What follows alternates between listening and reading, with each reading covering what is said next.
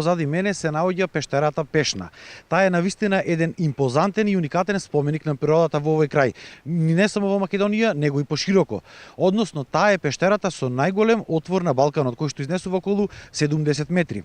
Исто така други карактеристики за оваа пештера се тоа што според истражувањата на француски спелеолози кои што се направени пред неколку години, таа е долга околу 10 км, од неја се истражени 4 км. Исто така, според изјавите на француските спелеолози, на околу 200 метри под земјата е пронајдено мало природно езеро, каде што била исто така пронајдена риба со така наречена човекова кожа, слична на она што живее во пештерата Постојна јама во Словенија. Инаку оваа пештера секоја година е посетувана од илјадници туристи, не само од Македонија, туку и од странство. Но сепак за уште поголема посетеност, општината пред еден месец започна одреден проект за поголема пристапност и туристичка уреденост на пештерата Пешна.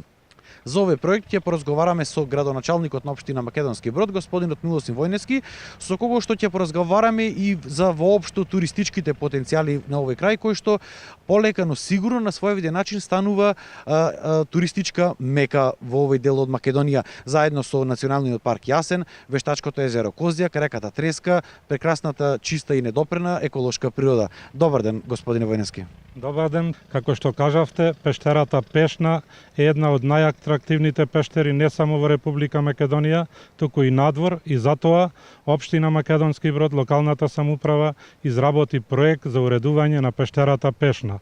Со тој проект аплициравме до владата на Република Македонија преку Агенцијата за рурален развој и обезбедивме 15 милиони денари. Со тие средства распишавме тендер и во моментов, како што гледате, се врши уредување на пештерата Пешна и на пристапните патеки кои водат од регионалниот пат Македонски Брод Самоков, па све до пештерата Пешна. Од двете страни ќе водат две пешачки патеки, поплочени со травертин плочки, а по целиот тек на овие пешачки патеки ќе биде осветлен со неколку клупи за одмор на туристите кои доаѓаат да ја посетат пештерата Пешна, а во самата пештера ќе има бина, која бина ќе се користи за одржување на фестивали, етнофестивали без озвучување.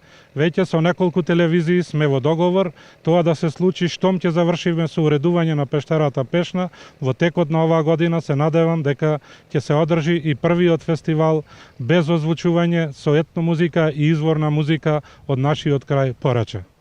Рековте без озвучување, односно за таквите концерти и културни манифестации би се искористило уникатното пештерско ехо, нешто што ќе биде искрено и уникатно овие простори.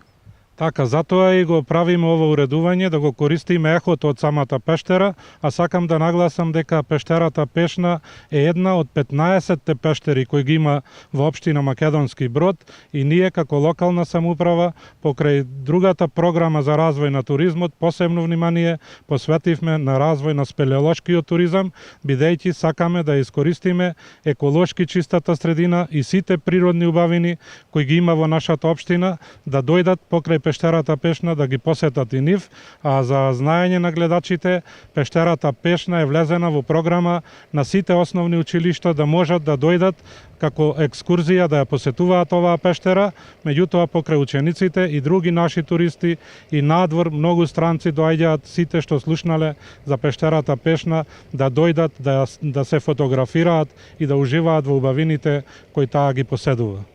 Рековме дека пештерскиот туризам е една од гранките за привлекување на посетители во општина Македонски Брод. Од каде се доаѓаат спелеолози тука и дали имате проекти во иднина за вакво туристичко уредување на други пештери? Така, во пештерата Пешна испитуваат спелеолози од Франција, а исто така пештерата во Слатина има две пештери каде се прогласени со Слатинскиот извор за споменик на природата, каде ние како локална самоуправа го дадовме на управување на спелеолошкото друштво Урсус Спелеос, каде што и тие вршат уредување и испитување на овие пештери, се со цел, како што реков, да се зголеми овој туризам, спелеолошки туризам, бидејќи имаме идеални услови. Како што кажавме, еден од факторите за привлекување на туристи тука во општина Македонски Брод е и Вештачкото езеро Козјак. Тука веќе започна изградбата на голем број зони каде што се градат викенд куќи. До каде е овој проект? Езерото Козјак е едно од најголемите езера на Балканот со 32 километри должина и 80 метри просечна длабина на самото езеро. За знаење на гледачите, тука се одржува и маратон на 10 километри во месец август секоја година, а ние како локална самоуправа урбанизиравме 3 туристички населби покрај самото езеро и досега имаме продадено 310 плацеви, а сега заедно исто така во соработка со владата на Република Македонија, поточно Министерството за транспорт и врски, вршиме урбанизација на уште една голема населба, каде ќе има околу 200 плацеви, па така да за нашите гледачи во месец јуни, јули ќе бидеме спремни да објавиме продажба на уште 200 плацеви, бидејќи интересот на нашите сограѓани и посебно жителите на градот Скопје е огромен, па така да ќе имаат можност во месец јули најкасно да купат плац и да станат наши жители на општина Македонски Брод. Како што кажам, интересот е огромен. Колкава е почетната цена за евро за 1 метро квадратно и колку зони вакви уште да кажеме дека се планира на езерото? Веќе се 3 изградени, ова колкава површина би опфатила? Па цената за градежно земјиште на Република Македонија како почетна цена е 1 евро, меѓутоа постигнува 4 до 5 евра со самото наддавање, електронска аукција и секој може да се јави да учествува на ова наддавање. Со самата понуда што сега ќе понудиме уште 200 плацеви, што значи ќе имаат можност многу од нив да си купат плац и само за 1 евро на нашето езеро Козјак. Покрај самото вештачко езеро Козјак, но и покрај реката Треска веќе започнаа да никнуваат голем број на угостителски капацитети. Што се случува на овој план? Па на овој план исто така имаме развој на угостителскиот туризам, бидејќи од езерото Козјак, реката Беличка, каде што има изградено 2 мотели, потоа во Долни Манастирец исто така има изградено мотел и во самото место Пешна стариот мотел се реновира и во Македонски Брод се реновираат повеќе ресторани, се градат мотели, што значи се развива угостителскиот туризам со самото тоа што се изгради езерото Козјак. Посетеноста на нашата општина е се поголема и поголема, меѓутоа мал хендикеп ни е патот што води од Македонски Брод до Скопје. За колку проценти е зголемен бројот на посетители со изградбата на овие угостителски објекти? Спрема нашата евиденција како локална самоуправа, во споредба со 2010 година, над 80% е зголемен бројот на туристи кои доаѓаат во нашата општина Македонски Брод. Да кажеме дека тука еден од главните специјалитети кога се станува збор за кујната е познатата беличка пастрамка. Тука се изградени голем број на рибници кои што исто така придонесуваат за развој на економијата. Колку овој туристички сектор абсорбира работна рака во општина Македонски Брод? Зашто велиме дека веќе станува една од носечките гранки на економијата на општината. Па покрај рестораните и другите угостителски објекти што се градат, исто така на реката Белешница има изградено 4 рибници во кои во секое време може да се најдат повеќе од 100 тони калифорнијска пастрамка и со посебен вкус се приготвува во нашите ресторани познатата поречка пастрамка, бидејќи познатиот ресторан Пешна, па се до Белица и Манастирец, гостите кои доаѓаат се восхитуваат од самата пастрамка и која е пресна, ја има во секое време, со самото нивно доаѓање се фаќа и се приготвува во рестораните и во овој потек се вложува повеќе, бидејќи во моментов во тие рибници работат негде околу 90 вработени, што нашле вработување наши сограѓани тука од Македонски Брод, бидејќи сме посветени на туризмот и на овие локалитети, посебно на рибниците кои обстојуваат покрај нашите ресторани. Дали има заинтересирано инвеститори за изградба на хотелски капацитети тука и на езерото Козјак, но и покрај реката Треска?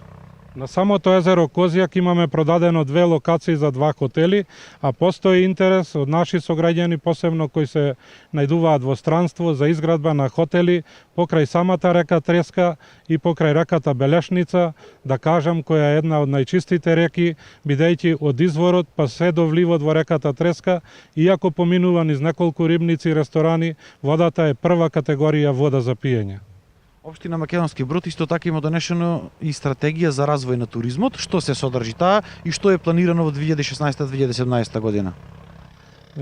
Општина Македонски Брод во својата стратегија за развој на туризмот, како што кажав, прво е посветена на развој на спелеолошкиот туризам, на селскиот туризам, бидејќи по нашите села, да нагласам дека во село Горно Крушје имаме стадо овци кој има сертификат од Европска унија за органски здраво месо, млеко од јагне, а исто така во едно наше село Волче, исто пчеларник, има сертификат од Европска унија за органски здрав мед, така да нашите сточари, нашите пчелари продолжуваат и понатака да ги обезбедуваат овие сертификати, ја користат еколошки чистата средина и верувајте, до продажбата на овие производи многу брзо се доаѓа. Слушнале наши потенцијални купувачи и од соседни земји доаѓаат, производите го купуваат од самото место, а тоа е голем потенцијал за развој на туризмот, да ги искористиме овие луѓе, овие гости кои доаѓаат во општина Македонски Брод. Исто така, во нашата стратегија за развој на туризмот имаме посветено внимание на ловниот туризам, бидејќи нашето ловечко друштво располага со повеќе од 100.000 хектари ловни површини, каде ги има сите врсти дивеч кои обстојуваат во нашата држава и тука доаѓаат да ловат, а во наша близина е Националниот парк Јасен, каде заеднички ги обслужуваме овие гости, а со изградбата на овие мотели, сега во последно време почна да се градат и ловни куќи, што значи и од ловниот туризам очекуваме големи приходи за општина Македонски Брод. Кога сме кај приходите и економијата, пред неколку дена општина Македонски Брод потпиша договор со една турска компанија за изградба на фотоволтаична централа тука во општината. Да, минатата недела извршивме продажба на 2 фотоволтаични централи на наши инвеститори од Турција, од кој добивме околу 6,5 милиони денари за нашата општина Македонски Брод. Меѓутоа, со истата фирма, по нивно барање, подпишавме меморандум за урбанизација на уште 200 хектари површина за изградба на фотоволтаична централа од 100 мегавати, со кој општина Македонски Брод ќе придобие околу 5 милиони евра, што ќе значи голем развој за општина Македонски Брод. Ова инвестиција се надевам дека во текот на оваа година ќе се оствари, а со тоа ќе оствариме и нови работни места, бидејќи за тие фотоцентрали од разговорот со инвеститорот се добиваат негде околу 30 работни места откако ќе биде изградена фотоцентралата, а за текот на градба треба да работат околу 200 вработени во текот на една година. Претходно на истата локација кај село Тинче, 2 парцели за изградба на фотоволтаична, односно соларна централа, купи една германска фирма. Зошто баш овој регион поречието го одбираат инвеститорите за ваков вид на централи? Па по извршените анализи од Брисел, ова подрачје со најмногу сончеви сати и сончеви денови во годината и затоа поточно овој инвеститор од Турција се одреди по тие анализи да инвестира во општина Македонски Брод. Дали се најавени и други инвестиции во Македонски Брод?